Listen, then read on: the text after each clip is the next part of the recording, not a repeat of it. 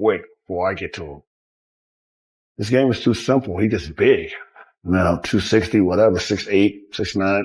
That's the only thing he got, pretty much. I'll play you guys. Dennis Rodman remained one of basketball's most unpredictable legends, known for his eccentric behavior, elite rebounding skills, and unparalleled defensive mindset. He gave no mercy to competition.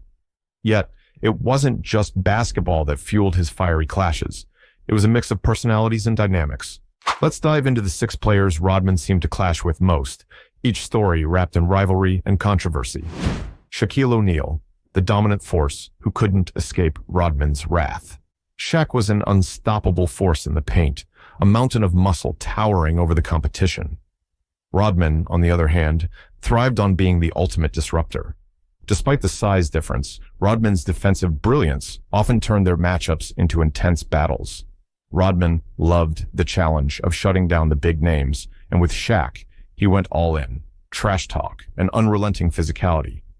Rodman once mocked him during their rivalry, saying Shaq has the muscles, but no brains, further stoking the fire. Whether it was throwing sneaky elbow jabs or tugging at Shaq's psyche with irritating comments, mid-game Rodman worked to make every matchup between them personal. Shaq later admitted Rodman was one of the toughest defenders he faced, calling their interactions both frustrating and mentally exhausting. Things escalated further when they briefly became teammates on the Lakers.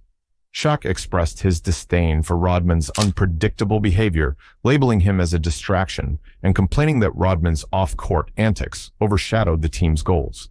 It didn't take long for their partnership to fall apart. Rodman's rebellious personality clashed with Shaq's no-nonsense leadership, ultimately leading to drama and division. On the court, Rodman found joy in rattling Shaq, even if it meant fouling him brutally or psyching him out with bizarre tactics.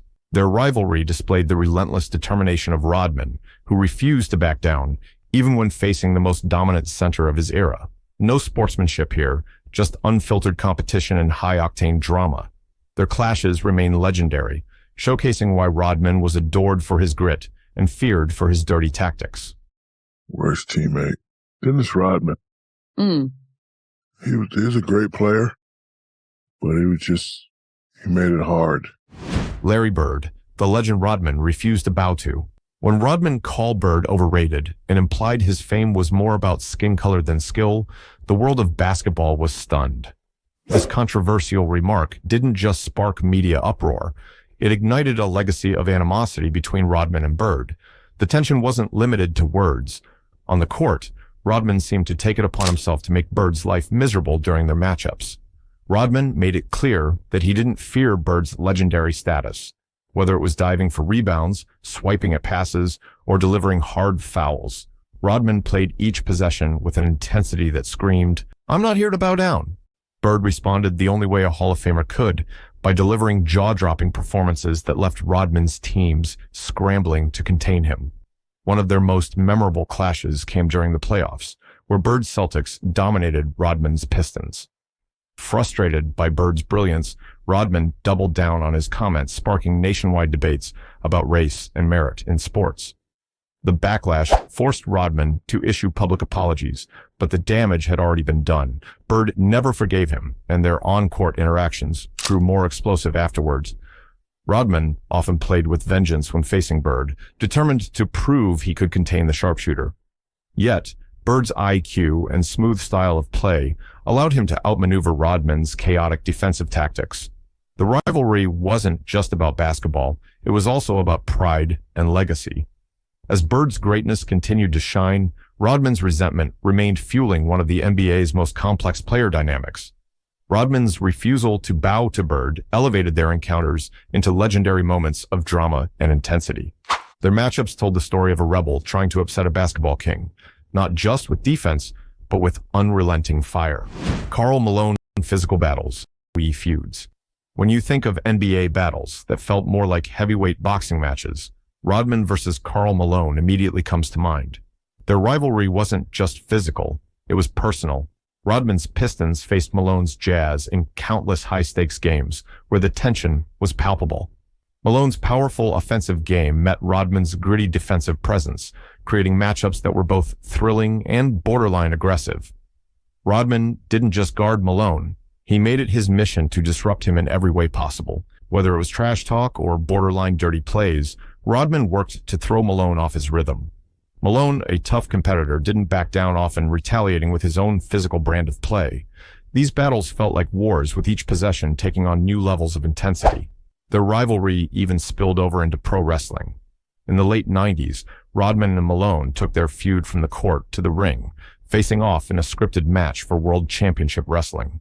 While fans entertained the theatrics, the real animosity between them was undeniable. Rodman often labeled Malone as boring and accused him of playing dirty, while Malone fired back, calling Rodman out of control on and off the court.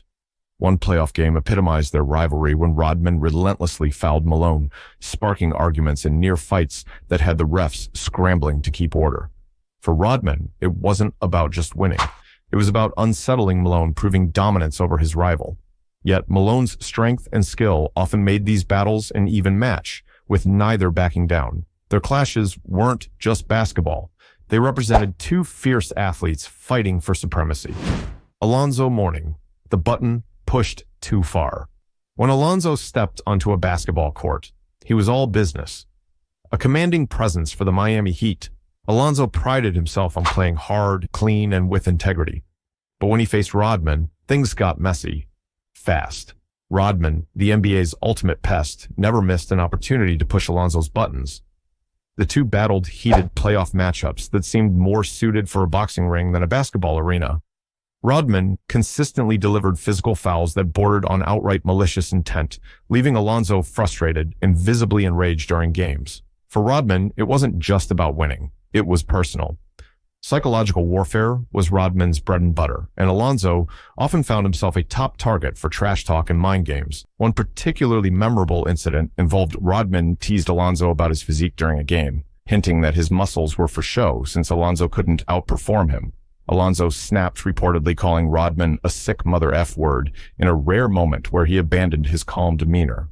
The tension between these two players added extra spice to the Heat Bulls rivalry, as fans and players alike braced for fireworks every time their teams met. Rodman thrived on intensity, with Alonzo finding joy in pulling Alonzo out of rhythm, mentally and physically. Their encounters transcended basketball.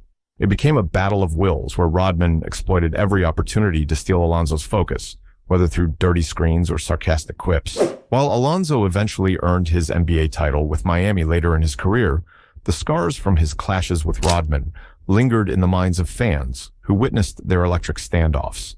Few rivalries in the league captured the raw emotion and intensity of Alonzo versus Rodman.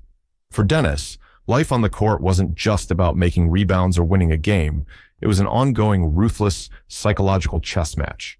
And with Alonzo, Rodman seemed to find one of his favorite sparring partners of all, Charles Barkley, clashing egos on and off the hardwood. These two legends of the game were known for their larger-than-life personalities, making every matchup between them a spectacle. But instead of mutual respect, their encounters were marked by heated exchanges full of shade-throwing and ego-driven digs. For Rodman, Barkley represented arrogance, aggression, and a style of play he didn't approve of. And Rodman never kept his feelings private. Barkley's dominant presence as one of the best power forwards in NBA history clashed outright with Rodman's gritty, defensive-minded approach. In their matchups, every rebound felt personal. Rodman, who prided himself on being the league's best defender, consistently mocked Barkley, claiming the rising superstar lacked defensive skills. At least when I guard, Rodman once said, poking fun, people remember. Barkley, quick on his feet with his words, fired back time and time again. He famously called Rodman an entertainer who forgot basketball comes first, a jab at Rodman's flamboyant off-court lifestyle. The tension between these rivals wasn't just confined to the games, it spilled into press conferences and even televised commentary. Fans ate up every insult and confrontation, making their rivalry one of the most entertaining sagas of the decade. However, beyond the sarcasm and bickering lay an undeniable respect for one another's talent, a respect neither ever openly admitted. Their battles left an imprint on fans who loved the passion, bitterness, and edge that defined Rodman versus Barkley. Ego-driven wars with a mix of physical basketball and unforgettable trash-talking made this rivalry one of Rodman's most explosive and emotionally charged on the hardwood. Scottie Pippen, tension amongst teammates. Rodman didn't just clash with opponents. He sometimes challenged his own teammates.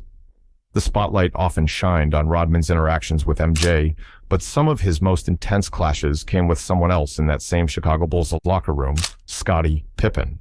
Though Pippen and Rodman secured championships together under Phil Jackson, their relationship was anything but smooth. It was no secret Rodman believed greatness began and ended with Jordan, and he wasn't shy about downplaying Pippen's contributions to the dynasty. Rodman occasionally undermined Pippen publicly, once suggesting in an interview that Pippen was overvalued compared to Jordan.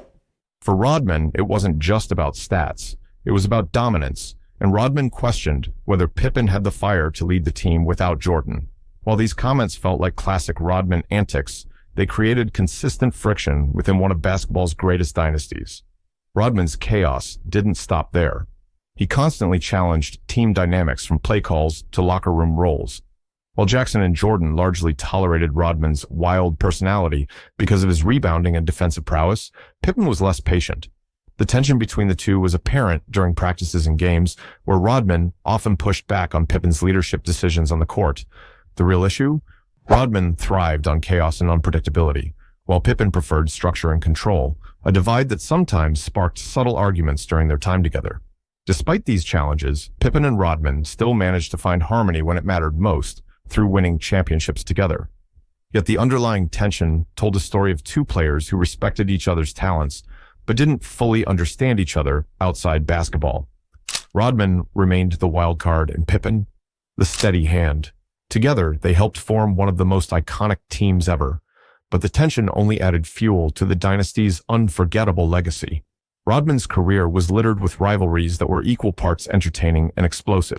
Though these battles may have earned him detractors like Shaq, Malone, and even Pippen, they also cemented his legacy as not just a world-class player, but one of basketball's greatest disruptors. Love him or hate him, Rodman thrived on feeding the fire of conflict, and these stories remain evidence of his relentless energy and unfiltered personality. Don't forget to hit the subscribe button. Thanks for watching, and I will see you in the next one.